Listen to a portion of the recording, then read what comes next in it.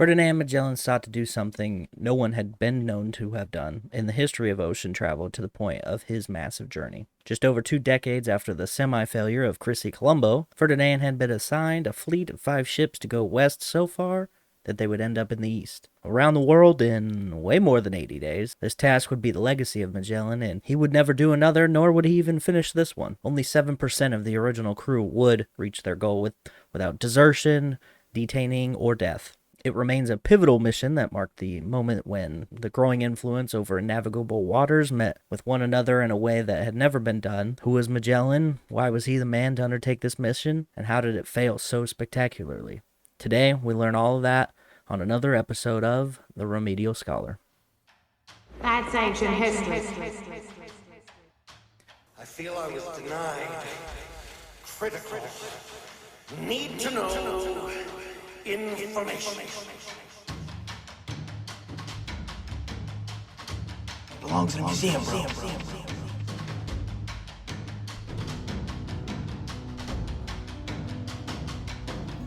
Stop skipping your remedial class. Hello everyone, and welcome to The Remedial Scholar. I am Levi, and thank you for joining me today on a massive oceanic adventure. Those of you who are returning got a taste of this topic in the Pirates episode, but today we are taking it to a much more in-depth level. If you are new here, welcome. You have a lot of fun facts to learn. You don't need to listen to this episode to understand the Pirates episode or vice versa, but you can listen to either one at your leisure. I mean, personally, I would recommend listening to the Pirates one first because there's a lot more historical context that gets placed. But they should work in conjunction with one another so you can learn the max amount of facts about ocean travel and the dangers that come with it. If you are new here and you learned something interesting today, do me a favor, leave me a review or a comment on YouTube or in the Facebook group. These are some of the things that you can do to help improve some of the algorithmic devices that can help others discover the show. If you want to take it a step further, you can check out the merch. Link for that is in the description and available at the linktree/Remedial Scholar. You can just type that into Google and it will be the top item in the search. So there's that. A lot of fun designs in the merch store. Some new ones. The Play Freebird shirts, which are inspired by the Singing Revolutions episode, last week's episode. Rousing songs of freedom breaking out at folk festivals inspired the idea. Also a metal band tee from the 80s of the early metal pioneer bands that never existed, like Lithuanian Book Smugglers. These are the new ones, and I think they're pretty fantastic and just in time for Christmas, so tell your friend. Alright, that's it for any announcements or anything front office related. On to the actual content you're here for. The hot details you yearn for. Alright, maybe that might have been too much. Anyway, let's get into it. Today will be a bit of a biographical mix with world context and a dash of world building with where the Age of Sail was during this time, starting with the world at large and Age of Sail to the point where Magellan was born and into his career before going into accomplishments and then the actual circumnavigation mission and where it all went wrong and where it went right. Also said at the end of last episode that there was a lot of this that was cut from the Pirates episode. Most of it wasn't included due to the simple fact that I didn't really feel like Magellan needed to be included, as his escapades, specifically his, are not quite what I would call pirate behavior, so I deleted it. But the story was so interesting that I felt that it needed to be told, and that's what I'm doing today. Resurrecting this from the cutting room floor to give to you all. So I hope you enjoy it. So what was the world like before Magellan entered the pages of history? Well, as previously discussed in the Pirates episode, the race was on to get to Asia with a quickness. The Portuguese had already decided to go around the Horn of Africa. Spain's decision was to sail west to go east, which wasn't an idea of insanity that we imagine. We kind of have this this perception that they had no idea what they were doing back then, and retroactively and incorrectly assigned that these people back then assumed that there was no way to do this. People have this misconception that they were looking for the edge of the world, but really what they were doing was looking to find what land was in the way, if any. Uncharted waters is a bit of an understatement in this endeavor, because up until this point nobody had really decided just to sail straight out into the open ocean. There's a lot of coastal sailing, hugging coasts, and keeping far out enough from the coast that you're not going to get caught by like reefs and things like that, but not that far into the ocean itself.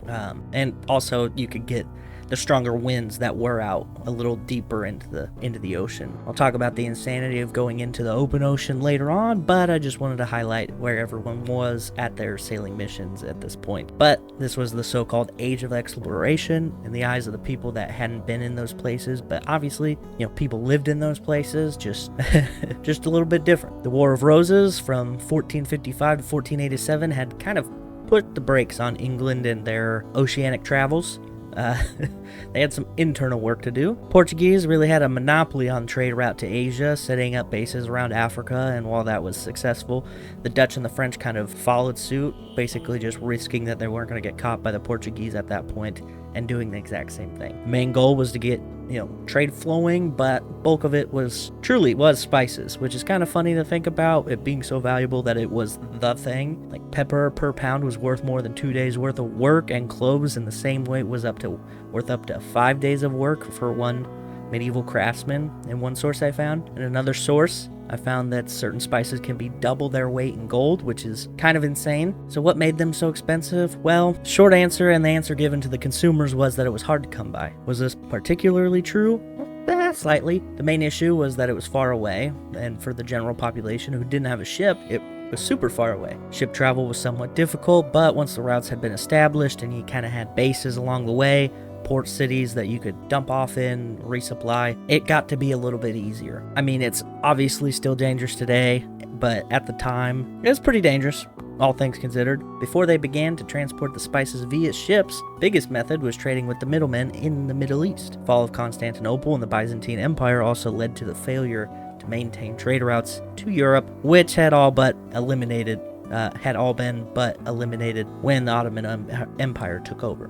When the maritime traders had claimed to be able to lower the cost of spices by traveling directly to the sources, many were thrilled at this idea. I have to imagine that the Crown of Portugal saw some decent tax money in their future of importing these spices. So as spices began to flow through the ocean highways, the Portuguese traders kept the same markups and justified this as the constituted the difficulties in harvesting them. They were making money hand over fist, and this made other countries want to do something similar, and one other country that rivaled the Portuguese at the time was that of the Spanish. The Spanish soon had begun to fund an operation involving one man, Christopher Columbus. As we are all aware, in 1492 he would take a group of ships across the Atlantic, hugging a more northern route to catch what is known as trade winds, known as the easterlies as well, and they navigate from the northeast. There are also some winds called the westerlies, and I'm gonna guess you can figure out on your own where those go. So using these different variations of winds, Columbus set across the Atlantic,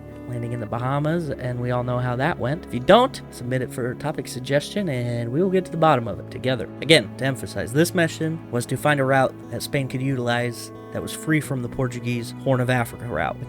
Columbus also just had an interest in exploring and love for Asia that he learned from studying on Marco Polo, one of his kind of idols. Either way, Columbus does his thing, and now people know that it isn't just an insanely vast open ocean straight across to Asia, that there's land there, kind of. Columbus did adamantly deny that this was a new place, pretty much up until his death.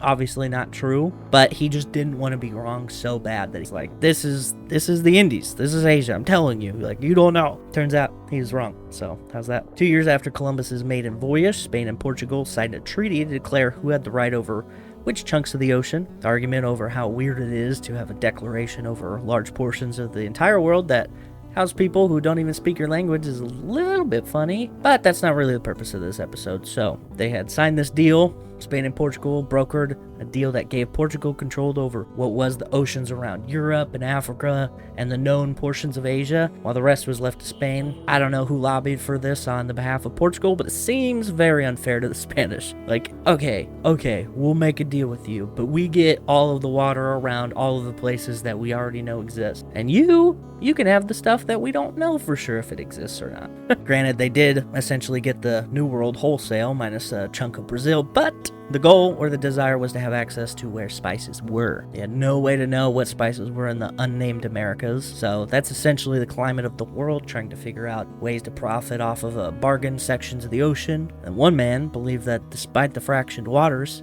either country could capitalize on heading west to reach the east. So it's time to meet the man right now. Ferdinand Magellan, born Fernão Magallan, 12 years before Columbus would venture across the Atlantic, to Rui and Alda. Those were his parents. He was born in 1480 to a noble family of Portugal, with his father being the sheriff of the port of Aveiro.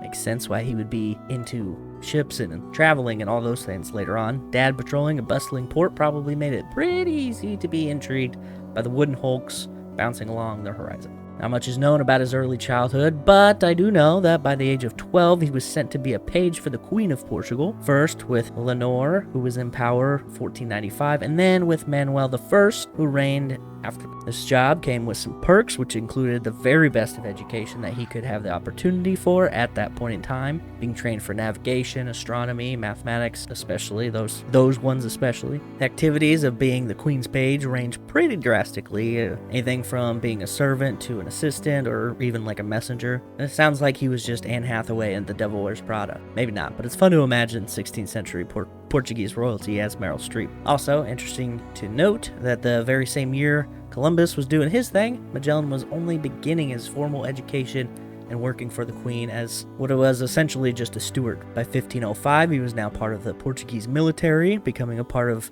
the fleet run by Francisco de Almeida, who was in charge of keeping the Indian waters in check. This fleet would engage patrols along the east coast of Africa and the Indian Ocean, and essentially secure Portuguese interests in the area. Almeida had gained some fame in some battles against the Moors, who were the Muslim counterparts of the Christians in the southwestern Europe and Mediterranean areas. Following the success of Almeida in those efforts, Manuel had declared him the viceroy of some recent acquisitions of the expanding Portuguese Empire. His promotion came at the same time Magellan had been assigned to the fleet. His fleet itself was 21 ships, which, as I mentioned, covered the areas between the Cape of Good Hope, which is the southernmost point of Africa, kind of, and the Indian Ocean, and just kind of a little bit outside that range, I suppose. I mean, it probably varied from day to day, but they had taken it to attacking several places in this region during this tenure, which would include location in modern-day Tanzania, and also Mombasa. His fleet was also responsible for further expanding the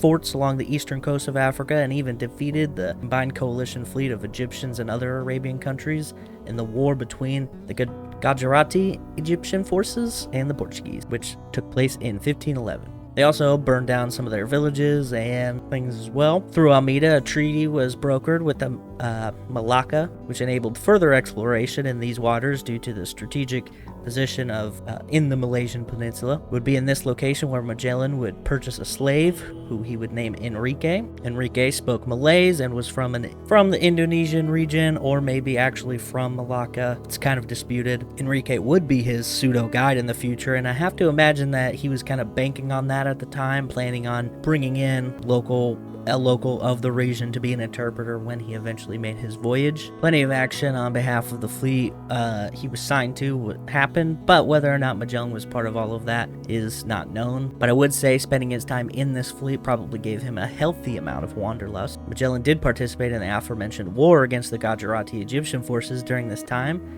and was assisted with the conquest of Portuguese Goa in 1511. 2 years later, Ferdinand the Bull was on the move once again, taking his leave back to Portugal. He began acting in an expeditionary manner, fighting in a battle that would leave him scarred for the remainder of his life. The Battle of Azamor in Morocco was one where Magellan found himself essentially pressed into service for the Portuguese crown once more. Magellan's own brother was also allegedly involved. Now, I don't think I've ever explained it in any of the episodes, but since it mentioned him being pressed into military service, I'm going to explain that. Being pressed into service is not the same rock-stacking torture game employed by the Puritans against the OG big man on campus, Mr. Giles Corey. Pressing or impressment is a military servitude when it could be done a couple different ways. Most common was just get a bunch of dudes at the pubs nearest to the port, get them really hammered, and then while they're basically in blackout mode, bring them onto the ship, and then set sail. They wake up, bam, free sailors, instant profit. Or you could just take them at gunpoint and hold them hostage, or when you capture a vessel that they're on, you basically just make them part of your crew. Those are some of the things. Wasn't a big practice in the 16th century, but the British Royal Navy, they essentially perfected it later on, closer to the 19th century, especially during the Napoleonic Wars and in the Revolutionary War. Penalty for resisting pressing was as much fun as the rest of it, and the rest of the penalties at that time, really. It was hanging. There's also an amazing song called Press Gang by the Murder City Devils that is on a regular rotation for me on my gym playlist. It's not super important, but the song is about a man who is reflecting on someone he knows who was pressed into service and killed for trying to escape. Anyway, in late August 1513, the Battle of Azamor commenced. The Portuguese had been assembled as a show of force on behalf of King Manuel I. There was a pretty substantial force put together for this show. Portugal had been making some real money, fat stacks you might say, and now they had the money to pay soldiers more and pay for more ships, buy more horses, that kind of thing.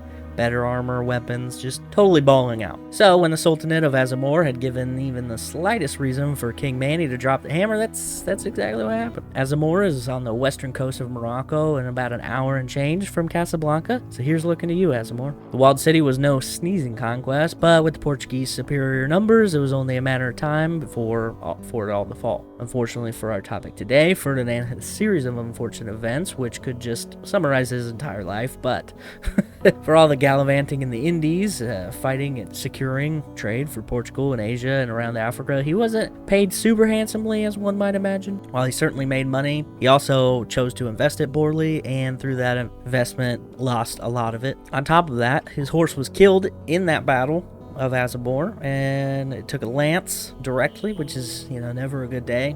He himself also took a shot in the knee, which is kind of funny to think about if you have ever played the game Skyrim. Essentially, NPC guards will just say random things to you as you walk around, and one of the things they say is, "I used to be an adventurer like you until I took an arrow in the knee." The context in the game is that the guard can no longer be a cool, awesome adventurer because he got shot in the knee and is now, basically just stuck being a guard. I always kind of wondered why he's allowed to be a guard if he's got a bum knee, but anyway. I have seen memes and things that say that Old Norse Scandinavian traditions is what this points to. This phrase is a way for them to say that they got married, since you kneel for proposals and things like that. And if you're one of the people that was like, heck yeah, dude, I remember that. Got some bad news.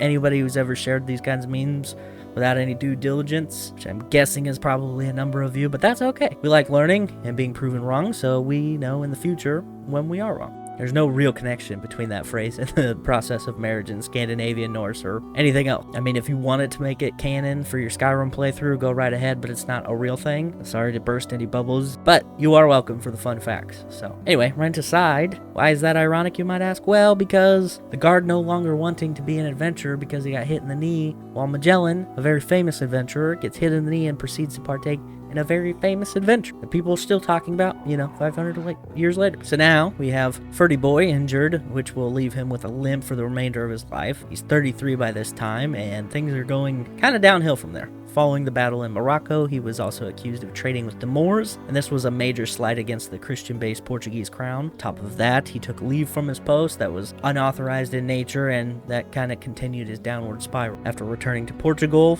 for good in 1514, Magellan asked for a raise as he was now plotting to gain funding for his real vision, believed that there was another route in which the Portuguese could reach the Indies faster than they currently did by using the path Columbus took and then sailing south to find a strait to cut through what is now South America and cut across the body of water that inevitably lay on the other side. While Columbus had landed in the Bahamas, he himself never stepped foot on American soil, and while his other ships did find the land that would make up Central America, no real idea was had to how far south this land went. Magellan was very determined that there was a strait that would cut across some of the landmass and that it would just be on the other side of the body of water that lie on the opposite end of where the Indies were. So he petitioned and petitioned and petitioned for a raise and a contract and all the things that he might need. Anything, something. He was adamant that this was the way. But because of his troubles with the Portuguese crown in way of his supposed dealings with the Moors and going away from duty, this was not an expedition that Manuel felt that he needed to invest in. He also had a good route already. Why would he need to engage in a potentially treaty-breaking action of sailing into the lands and waters that the Spanish had been given via their Treaty of Tordesillas. Ferdinand was not about to give up, and he knew that if anyone would take the deal, it would be the Spanish. Also, in a weird turn of events that I would not have predicted until I read this stuff, but it makes sense looking at the entire context, is that the King of Portugal told Magellan that no, one last time, but told him that he would probably have better luck asking the Spanish. Looking at it without any context, kind of sounds crazy that the king of one place is telling you to go to his direct competitor with some potentially big money-making route. You could argue that it's because the Portuguese already controlled one major route and there was no real reason for him to accept it, and that he didn't fear losing any money due to their presence in Asia and Indonesia. That all makes sense, but then when you take into account that Ferdinand worked for King Manuel in his first years as a king, they probably knew Magellan pretty well, because of this, he was giving his longtime friend a fair shot. So, with the guidance of Manuel, Ferdinand did just that. This worked in favor of what the King of Spain was planning as well, since they clearly needed to figure something out to compete with Portugal. Magellan was accompanied with a few other Portuguese explorer types when they met with Charles I of Spain in late 1517. They would then swear allegiance over to Spain from Portugal, and that is also what inspired his name change, going from the very Portuguese-sounding Fernão de Magalhães to Fernando de Magallanes. A few centuries of whitewashing later, and we get Ferdinand Magellan. So, if you're curious about how that happened, now you're not. The plan itself was really simple, and I have kind of discussed it lightly here, but there were plenty of people who had surmised that if you sail west and cut through Tierra Firme, the province in which was founded on the South American mainland in 1498, you would eventually find an inlet that you could cut through, and this would be his route. Nobody had traveled so far down to locate such an inlet or strait, but they soon had the funding of the Spanish crown, and that was, the push that they needed to actually get this thing going. Honestly, Spain was the best bet for a few reasons, aside from the desperation to compete with Portugal. They had history on their side. What do I mean by that? Well, young Charles I was actually the grandson of Isabella, who had given Columbus his big break, and he was ready to do something that would make him equally famous. Now this is kind of amusing, because how many of you know exactly who Christopher Columbus is? I mean, less of you probably know who Magellan is, but I'm assuming not many of you know who Queen Isabella or King Charles I were. I'm sure this changes when you get out of the United States educational system, but unless you are actively learning about history, you wouldn't recognize their names aside from being able to put together that they were probably royalty in the medieval times. That's also not super important, but kind of interesting in my opinion. So Magellan sought to prove essentially that not only was there a route Spain could take that wasn't touching Portugal's route as laid out by the Treaty of Tordesillas, but that the Spice Islands were en route to was actually technically in the west sphere of influence and thus belonged to Spain.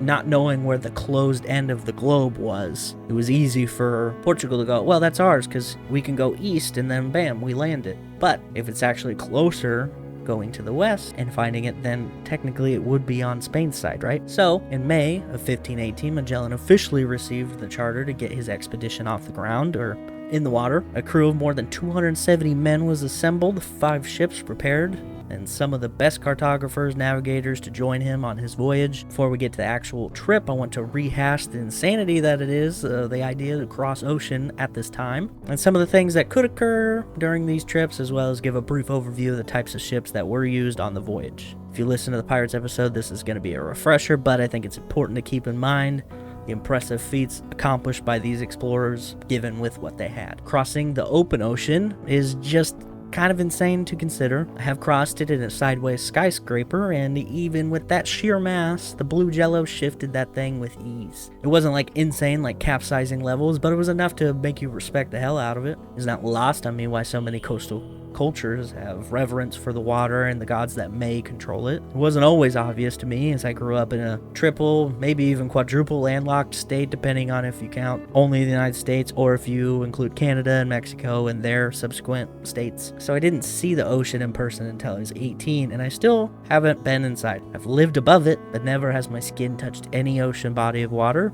So there's that. Basically what I'm trying to say is the ocean's big, really big. You just won't believe how vastly, hugely, mind-bogglingly big it is.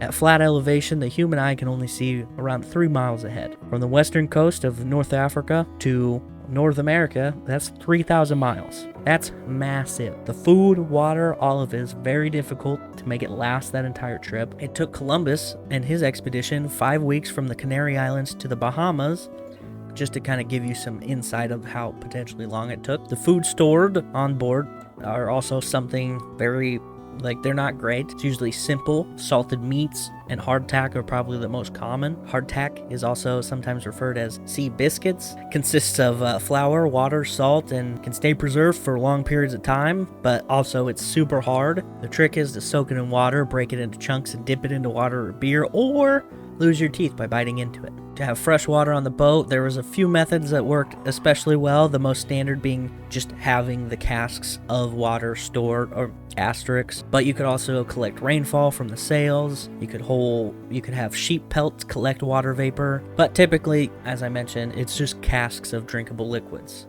The use of the words liquid here is purposeful, since they often had weak beer or alcohols that they consumed instead of water, as it would keep longer and also was resistant to different types of bacteria, and fresh water was kind of a mixed bag at the time anyway. Hello, dysentery. The beer was relatively weak so that they would, not be belligerent constantly, and you needed your wits about you at all times on the open ocean. There's also a phenomenon, that you could get into called doldrums, which was where there was no winds. You just sat stagnant, waiting for a breeze to come through. You have to maneuver around the wind to get anywhere, and it was always a difficult task to kind of navigate in some circumstances. So these are some of the main reasons why I think it was not a common occurrence until so much later. Without that laid out, let's get an idea of the crew numbers and the ships and so on. Like I said, there's 5 ships in total, each a Carrack-style ship. If you remember from the Pirates episode, the Carrack consisted of a large, sturdy ship with a high rounded stern, broad beams, 3 or 4 masts depending on the size. These masts supported a variety of sails, including the iconic Latin sails on the aft masts. Now, what set the Carrack apart from its seafaring counterparts of the time? Well, it's a bit of a multitasker. The Carrack was kind of like the Swiss Army knife of ships. It could handle long ocean voyage, carry hefty cargo, and still be nimble enough for naval action. Its design struck a balance between cargo capacity and seaworthiness, making it perfect for exploration and trade. The Carrack's ability to carry a substantial amount of cargo was the game changer. Its large hold allowed for the transportation of goods, which was obviously crucial during an era when trade routes were expanding and new lands were being discovered. This design was particularly popular among other explorers like Columbus and Vasco da Gama during the 15th and 16th centuries. Now, the ships were the Trinidad, who was captained by the man himself, Magellan; San Antonio, captained by Juan de Cartagena; the Conception, captained by Gaspar de Quesada; Santiago, captained by Juan Serrano; and the Victoria, who was captained by Luis Mendoza. The Trinidad had the largest of the crews with 62. The Santiago had the smallest with the 33, but it wasn't the smallest ship.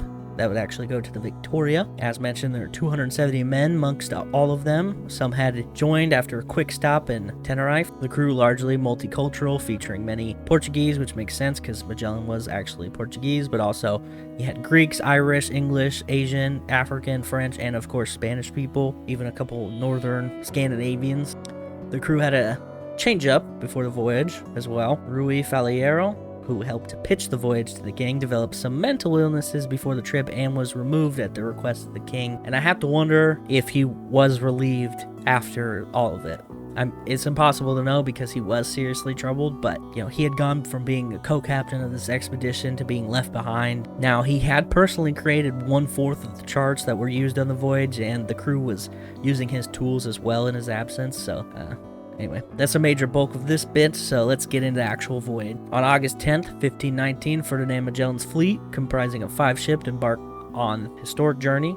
They set sail. They departed from Seville, and then they traveled down a river until reaching the coastal town of Sanlúcar. They did happen to stay in Sanlúcar, probably more than they should have. They stayed there for 5 weeks, but they, were preparing further. Finally, September 20th, 1519, fleet officially left, not just the kind of false start. They actually left. They left from Spain to the Canary Islands, and that would be their final jumping off point before going across the ocean. On September 26th, they halted at Tenerife, which was in the Canary Islands. This pause served a dual purpose, replenishing essential supplies and making a couple acquisitions of vegetables and pitch, and, had to basically buy some things that were a little cheaper than they were in Spain. However, amidst the logistical preparations, an undercurrent, a little bit of espionage going on. Magellan received a tip-off from his father-in-law, Diego Barbosa. The letter told that there was a mutinous plot brewing among certain Spanish captains, spearheaded by Juan de Cartagena of the San Antonio. To compound matters,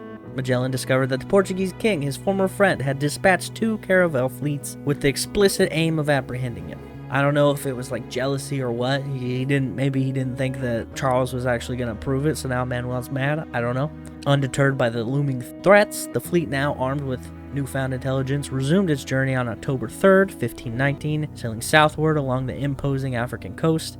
Dissenting voices began to arise of the captains regarding the optimal course. Juan de Cartagena advocated for a more westerly bearing, presented Magellan with a navigational dilemma. See, most of his crew didn't like the fact that he decided to trace the contour of the African coastline. It was unconventional, and the reason that he chose this because he thought it was going to outsmart the Portuguese caravels that were following him. Now, this unorthodox manner showcased Magellan's strategic acumen and determination to safeguard the ambitious expedition from external threats, setting the tone for this epic voyage. As October waned, the Armada, under the leadership of Ferdinand Magellan, confronted with the wrath of turbulent weather as it approached the equator. The expedition's progress was hindered by the ferocity of these intense storms. That's another thing I forgot to bring up. Storms. Get hit by a hurricane, that'd be crazy. Compelling the crew to implement evasive maneuvers, such as striking their sails amidst the squalls, notably chronicled by Pigafetta, an astute recorder of the expedition's events. Its tumultuous conditions bore witness to a mythical phenomenon, St. Elmo's Fire, which I didn't even think that movie was out back then.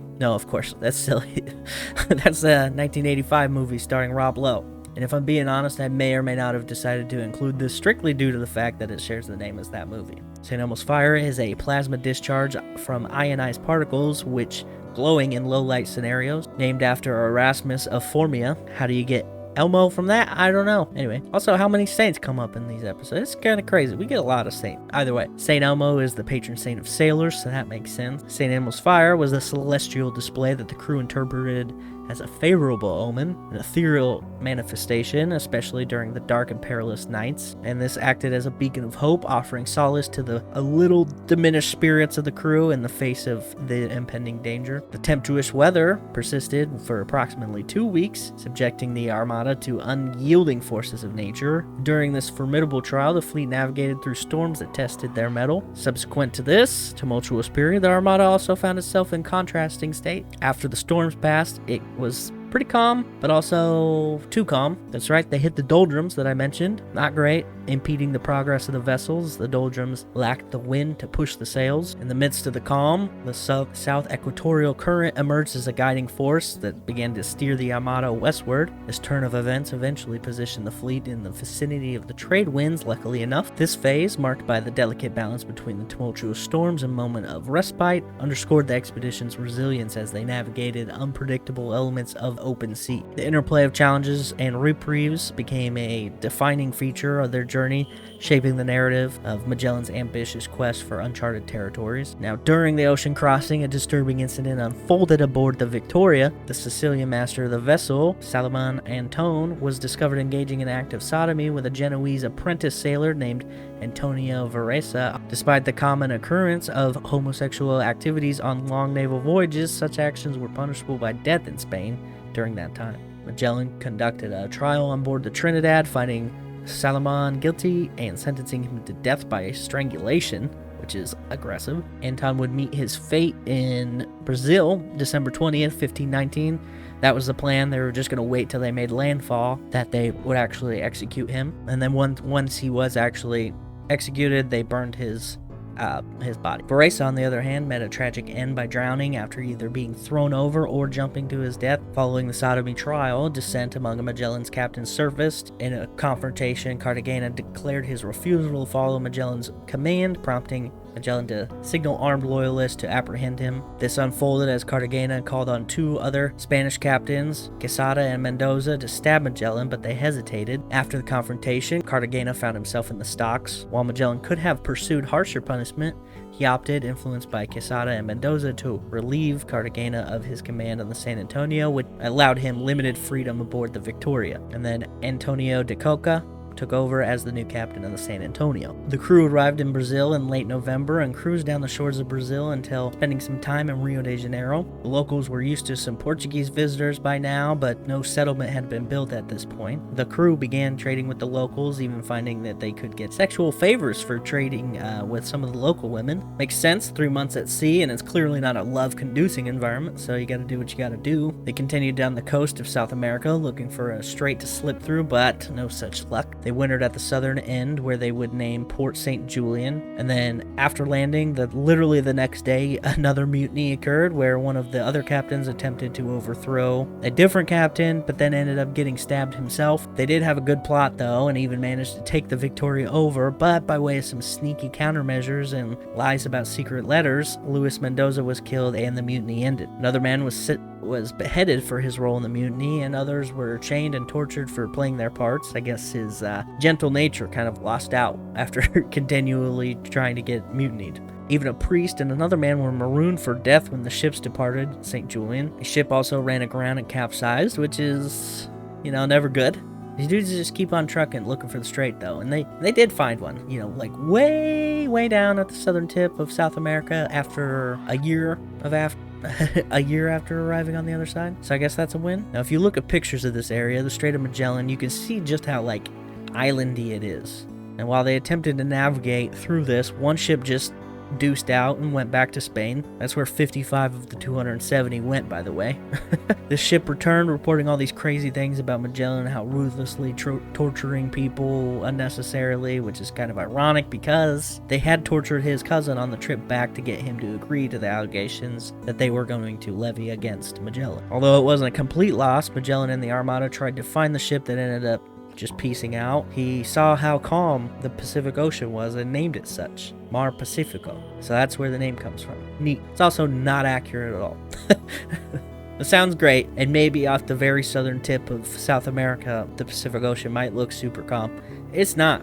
It's very big and violent.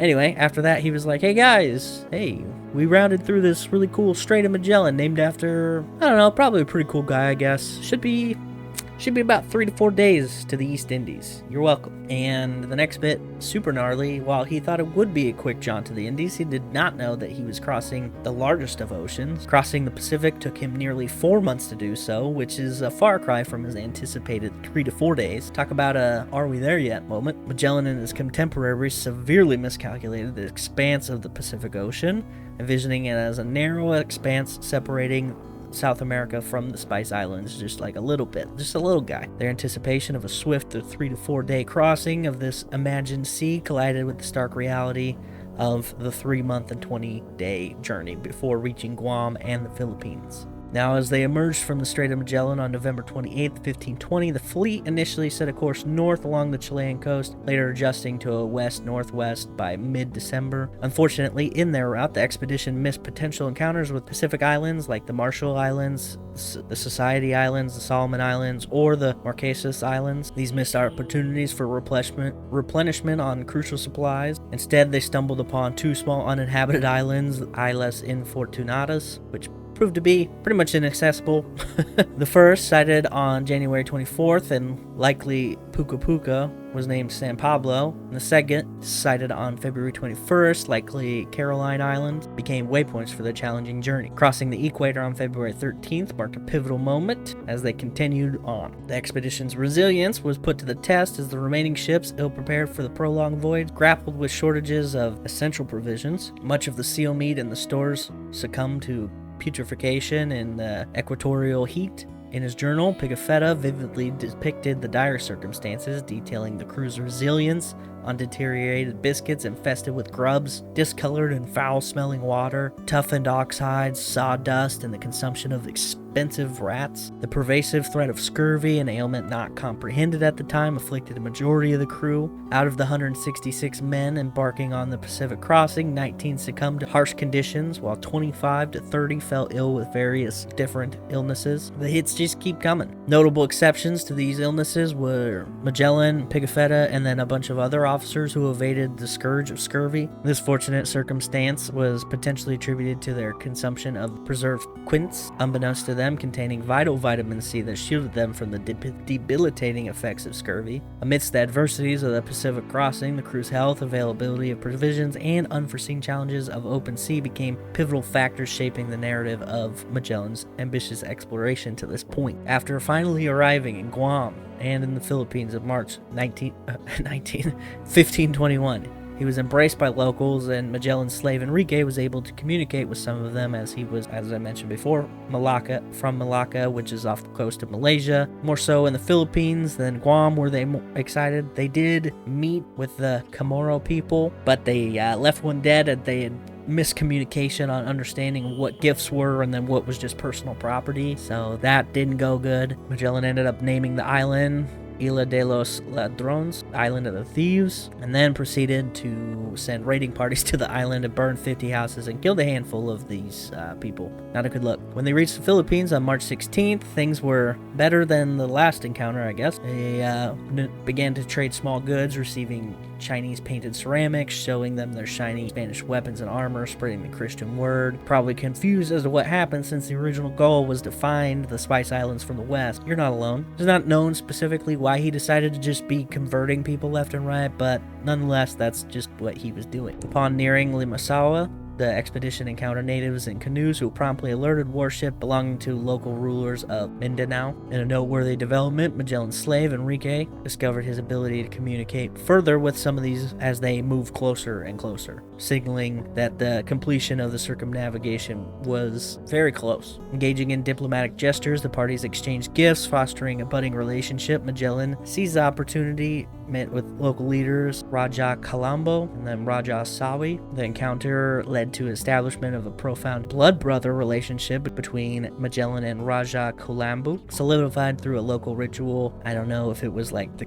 cutting of the palms and then shaking hands or what, but this ritual symbolized mutual trust and allegiance. During their stay at Limasawa, Spanish explorers marveled at golden ornaments, plates adorned by the Rajas. In conversations with local leaders, Magellan's men discovered that gold was abundant in Bhutan and Calagan. The Rajas expressed that they had an interest in trading gold for iron, which kind of set the stage for the potential economic exchanges between these two cultures. Magellan, realizing the potential influence of showcasing Spanish prowess, presented a display of Spanish armor, weapons, and artillery. Demonstration left a lasting effect on the locals, contributing to the establishment of a favorable image of the Spanish among the islanders. On Easter Day, March 31st, Magellan and 50 men participated in an event, the first Catholic Mass in the Philippines, held in Limasawa. The ceremony, attended by Raja Colombo, islanders, Magellan's crew, marked the introduction of Christianity to the archipelago. Post-Mass, Magellan's men erected a cross on the island's highest hills, symbolically declaring Limasawa and the entire Philippine archipelago as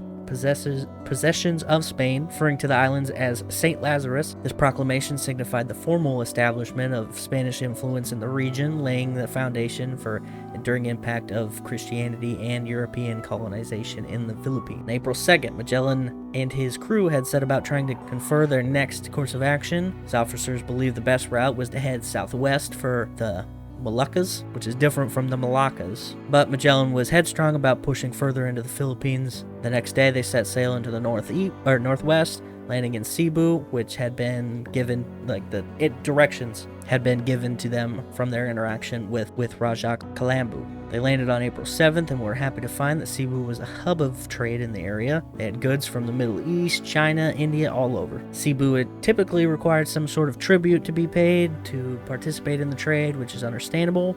But the leader of the island, Raja Humaban, had personally waived this for the European visitors. Raja Humaban was also baptized in a show of good faith between the two cultures alongside his family on April 14th. After this, The other locals were more likely to do so, and upwards of 2,000 of them were converted. One island nearby was not so welcoming of this gesture and stood out as opposition to the mission, the island of Mactan, whose leader, Lapu-Lapu, was fervent in his displeasure against conversion, which is kind of like kerosene to a powder keg of peace in stories like these. His opposition was more to the tune of not supporting Humabon as a leader and wished to be the leader instead, but either way, Magellan thought that this was something that he could do to further impress Humabon and strengthen their new alliance. With either ignorance or arrogance in full effect, on April 27th, 1521, Magellan approached the island of Mactan with only 60, albeit heavily armed soldiers. They were backed by Filipino boats that were full of warriors, but Magellan was confident that the superiorly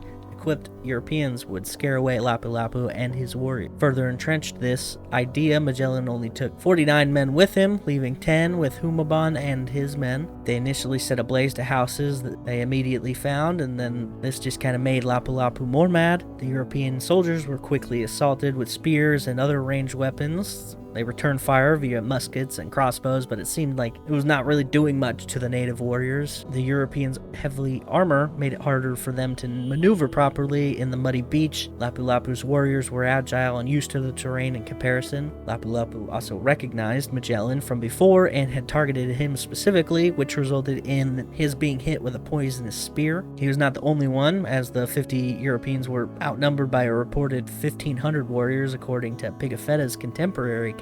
Despite their impressive armor and weapons, they were not immune to any of these, and then had been hit by many poisonous arrows, spears, that kind of thing. Magellan was specifically targeted after he had been hit with a poisonous barrage, and Pigafetta noted this later. They seemed to focus their strikes on Magellan specifically, swinging swords, blunt objects, all these kinds of things at him and the others that were around him, until they were completely overpowered by sheer number of Lapu-Lapu's forces, and even some of the warriors Humabon had brought had been killed in for aiding them in the first place. Magellan was killed along with the others, but not the entirety of the crew or natives that had joined them. Pigafetta was with him on the beach, but managed to escape back to the boats and then back to safety. Magellan's body was also left with Lapu-Lapu, and Humabon tried to negotiate a deal for a large portion of copper and other treasures for his return, but Lapu-Lapu kept it as a war. After Magellan's death, his will was found on the ship. It noted that his slave Enrique was supposed to be released upon his death, which is nice. Unfortunately, after Magellan's death, this was a point of contention to both the new captains, Magellan's brother-in-law being one, Duarte Barbosa, and Juan Serrano being the other. Both potential captains had no interest of releasing Enrique and wished for him to continue his current post as interpreter during the remainder of their journey. After learning of this fact, Enrique had engaged in some double agency and used his ability to communicate with Humabon without the Europeans knowing was happening to his disadvantage, or to his advantage. Following this interaction on May 1st, 1521, some 30 of the remaining 145 were invited to a feast by Humabon to celebrate their time together on shore. This included 2 potential captains and mostly officers who were present. At the end of the meal, Cebu warriors entered the hall and then began to slaughter the European men who attended. Only one of them was spared as he was dragged out to the beach in an attempt to ransom. He told the men still aboard the ships that everyone had been slain at the feast, everyone except for Enrique himself. Negotiation never happened, and the remaining crew sailed away, leaving Serrano for death. 115 men remained of the original 270 at this point. The crew realized that they did not have the numbers to crew the remaining 3 vessels, so they stripped what was needed from the Conception and burned it. Trinidad and Victoria bounded around the Southeast Asia, searching for the Moluccas and their spice haul. It was at this moment where I had a fluctuation on if I should include them in my pirates episode or not, because they engaged in piracy against different ships in the region. Most notably, they captured a Chinese junk that had left Moluccas. They struggled to find any real direction for 6 months, and the captain who had assumed control following the departure of the Philippines, Carvalho, had stepped down in September of 1521. Martin Mendez assumed the control following this, with Gonzalo de Espinosa and Juan Sebastian Elcano both captaining the 2 vessels, Elcano on the Victoria and Espinosa on the Trinidad. Elcano and the crew aboard the Victoria had been attacked by a fleet of Brunians off the coast of Borneo, the large island southwest of the Philippines. Some historians believe these attackers to be a Prince of Manila, Prince Achi. This interaction actually proved fruitful for a number of reasons. Number one, Elcano got to show his fortitude as a captain, and number two, after capturing the force, Achi left Moore, who spoke Spanish, that would be a major assistance, kind of a replacement of Enrique at some point. Finally, after years of travel, on November 8th, 1521, they arrived in Moluccas. Luckily for them, the interaction with the leader of the island they landed on, Tidor, was friendly. Al-Mansur, the second Sultan of Tidor, welcomed the trade and allegiance with the Spanish. His rival, the Sultan of Ternate, was already working with the Portuguese, so his plan was to work with the Spanish and create a wealth that way. The Spanish spent over a month with their new allies, trading goods and accruing large stores of cloves in tow. When the Spanish departed, after establishing this fruitful relationship, one which Al-Mansur would never see fulfilled in his lifetime, trouble was back on their tail. The Trinidad had fallen into a state of disrepair, and the crew stayed behind to repair it, while the Victoria decided to move forward. The Victoria entered charted waters once again on December 21st, 1521 in the Indian Ocean, and took the route around Africa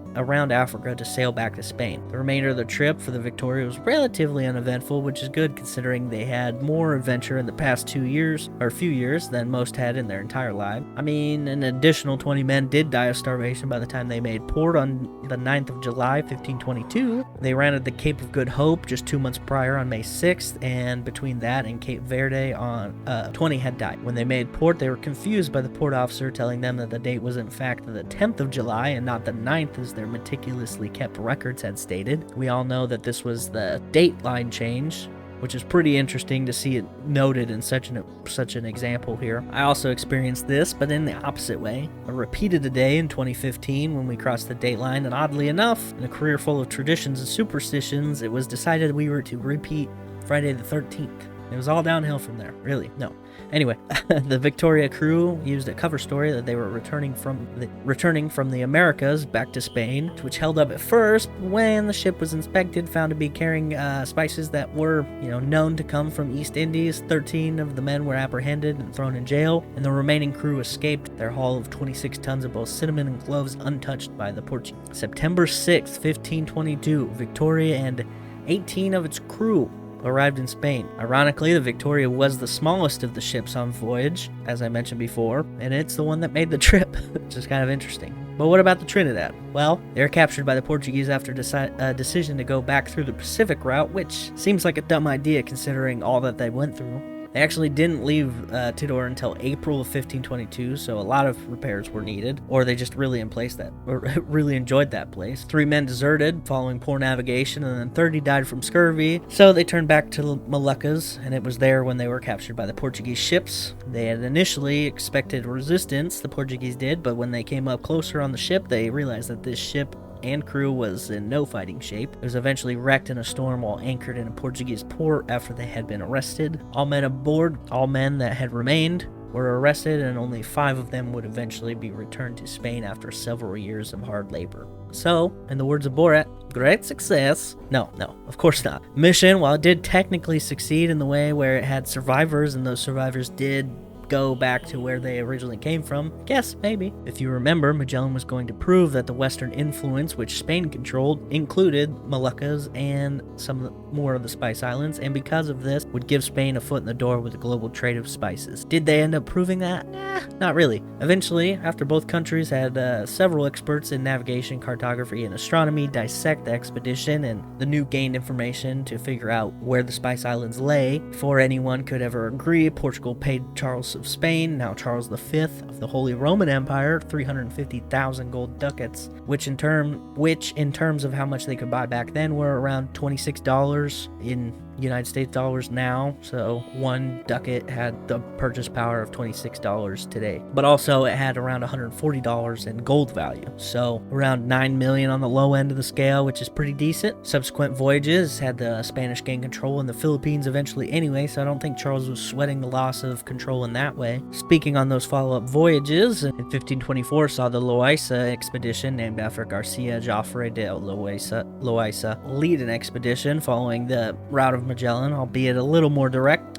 Sir Francis Drake, remember him? He also followed Magellan's route in 1578, which also saw a lot of randomness, but not nearly as deadly or intense as this one. Also, by 1565, Spain had begun to occupy Central America and established a non-canal Panama connection. Ships coming from the Philippines would deposit goods, and then they would be transported on land to the other side, and then loaded onto ships that would go back to Spain. In 1960, big time jump here, the Magellan route was traced as closely as possible by a vessel that was underwater completely. The USS Triton circumnavigated the globe using Magellan's route as its baseline. Of course, being a submarine, some parts it couldn't physically go to, but for the most part, it was true to the course, so that's kind of neat. And that's it about the actual journey. How did people feel about the journey and Magellan after it had been done? Well, realistically, people were not pumped. Magellan died, and with his death went a lot of the loyalty that those around him may have had. The crew of the San Antonio, which had, doubled back to Spain, spouted plenty of things that put Magellan in a bad light in the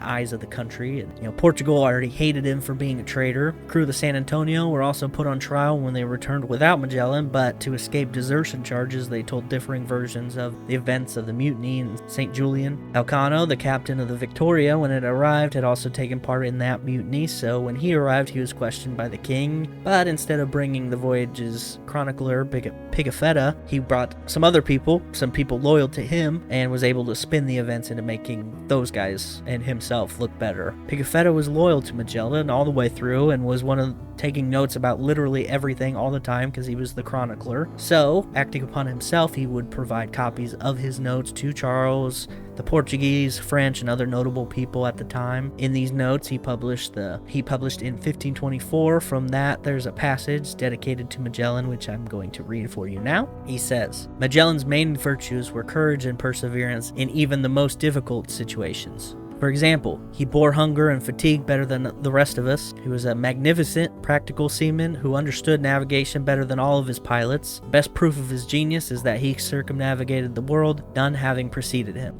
Asterisk. He technically never circumnavigated it. Unless he managed to go to the Philippines before he had actually went there the last time, but, technically didn't actually do it. But he was the first one to be assigned to, take this on, which is pretty impressive. I think that quote's a good place to kind of back out of Magellan and kind of wrap up the episode with some of the things that we learned today. Number 1, absolutely not.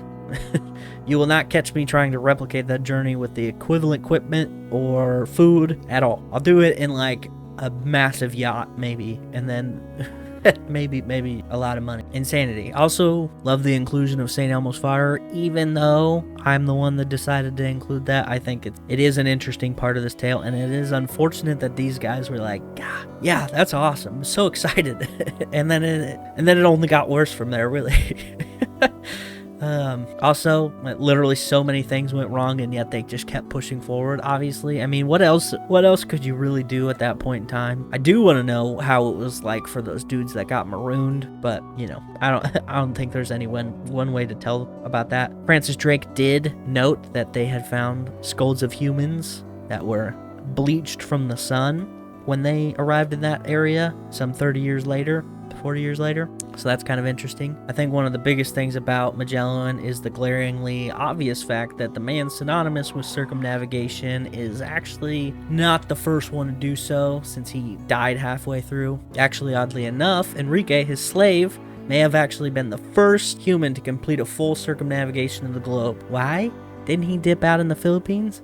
Yes, but it is believed after the massacre on May 1st of 1521, he left back to his home. Magellan said he was a native of Malacca, which is Malaysia today, and Pigafetta also believed him to be Indonesian, but he traveled from Malacca to Portugal with Magellan in 1511, and then Spain to Cebu during the expedition from 1519 to 1521, so all he had to do was find his way home. And then he would have been the first human to fully circumnavigate the globe that we know of. We don't actually know. And since he left in 1521, May 1521, and he was drastically closer to his home of origin than Elcano and all the other guys were, because they had to go all the way to Spain. He may very well have been the first. I mean, we're never going to know because he disappears from the written record after the expedition. Either way, the men on this voyage sailed through so many obstacles, crazy distances, fighting diseases, starvation, and everything else. They traveled an estimated 60,000 miles in total, which seems excessive, but all of it was. And they were the first to do so, which has to count for something. So with that, let's get out of here. I hope you all enjoyed that. I'm very happy with it. I thought it was very interesting, a lot more interesting than you kind of just expect something to go. I think it had a little bit of everything: biography, adventure, tragedy. Let me know what you thought or what you already knew about Magellan in the comments on the Facebook, YouTube, all those things. If you have an idea for a topic, email me or post it. Facebook email is remedialscholar@gmail.com. Next week, we are keeping it old school, but not as old school as this one, and are discussing the life and tragedy of one Marie Antoinette. What? It's crazy. And the French Revolution. Mostly the French Revolution, but I felt like it was time to actually talk about Marie, being as how she is one of my favorite designs that I have ever made for this show. Actually, the shirt I'm wearing right now, the Heads Will Roll shirt. And if you want one of those, go check out the merch. They're pretty sweet. But yeah, so next week, going back to France for like the 4th time since this show's inception. I promise it's not on purpose, but it's interesting. In the meantime, share us with your friends, review wherever possible, check out the merch, and just keep being curious. And I will see you next time. Bye!